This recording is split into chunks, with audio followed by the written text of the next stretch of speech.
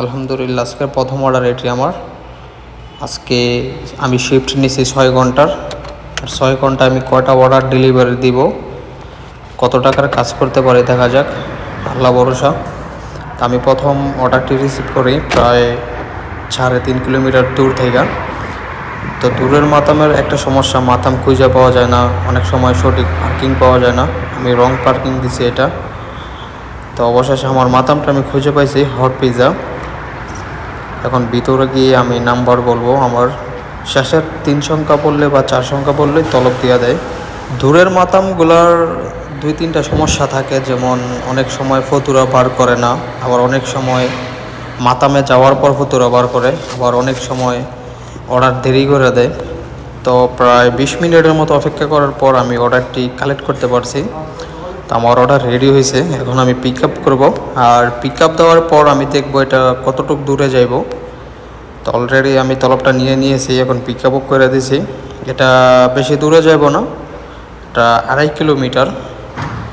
তো তলবটা কাছে রয়েছিল, কিন্তু আমি আইছি অনেক দূর থেকে। তো যাক, বেশি কথা না বলে এখন আমি গাড়ির দিকে রওনা দিলাম। এখন আমি গাড়িতে যাওয়ার পর কাস্টমারের লোকেশনে যাব। বর্তমানে গাড়ির আইডি অনেকটা দূরের অর্ডার আসে, অনেক আর আগের মতো কাছের অর্ডার পাওয়া যায় না। কারণ হচ্ছে এখন কোম্পানির দাব্বাব অনেকটাই বাড়ছে, যার কারণে গাড়ির আইডিগুলো বাইচা দূরের অর্ডারগুলো দেয়। আর গাড়ির আইডিও বর্তমানে কম আছে হাঙ্গারি স্টেশনে। এখন আপনারা সবাই জানেন যে নুন কোম্পানি বের হয়েছে, এরপর কিটা বের হয়েছে, তো সবাই নুন কিটে চলে যাইতেছে। তো গাড়ির আইডি অনেক কম দিকা মন্দুক বেশি দৌড়ায়। السلام عليكم. عليكم السلام ورحمة. يا أنا مندوب هنغاري ستيشن، أنا موجود عند الموقع. طيب شوف عمارة بيضاء دور 3 دور 3 شقة رقم كم؟ 34 هذا يفتح باب. আলহামদুলিল্লাহ, কোনো সমস্যা ছাড়াই প্রথম অর্ডারটি ডেলিভারি সাকসেস করতে পারছি। এটা আমি 14 রিয়াল পাইছি। ফতুরা নিয়ে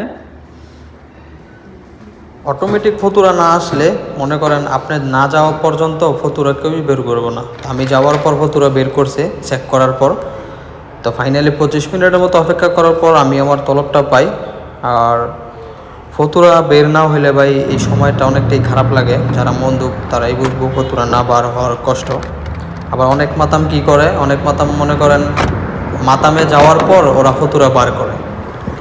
আসলে এই জিনিসগুলো অনেকটাই খারাপ। তো আমি এই তলবটা কালেক্ট করার পর আমি কাস্টমারের লোকেশনের দিকে রওনা হলাম।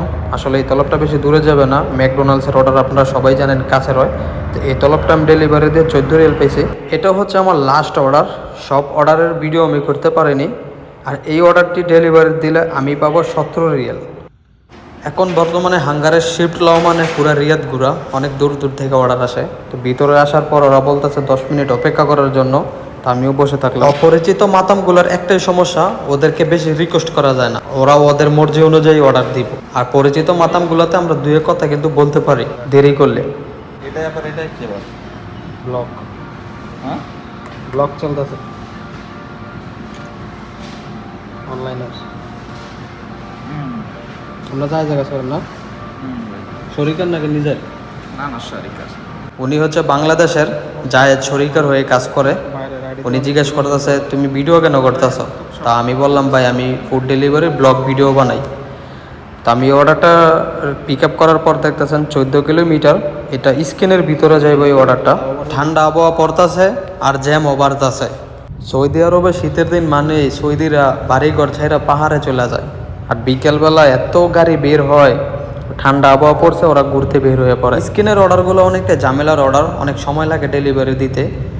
আসলে সৌদি আশকারি থাকে, নয়তো পুলিশ থাকে, পারমিশন নিয়ে ভিতরে যাইতে হয়।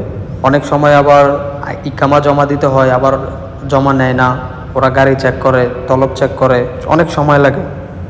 স্ক্রিনের ভিতরে আসলে অনেকটাই ভালো লাগে, আসলে অনেক সুন্দর দেখা যায়, রাস্তাঘাট, গাছপালা অনেক সুন্দর।